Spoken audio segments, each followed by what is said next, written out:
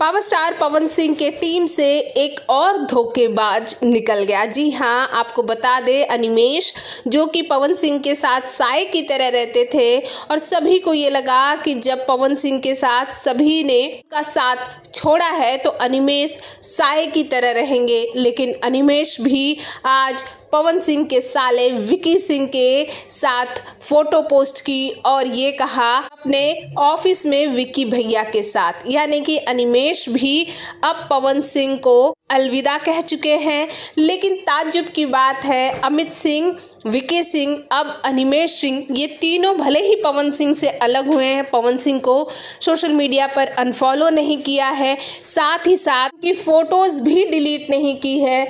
पवन सिंह के साथ उनकी फ़ोटोज़ बाकायदा है।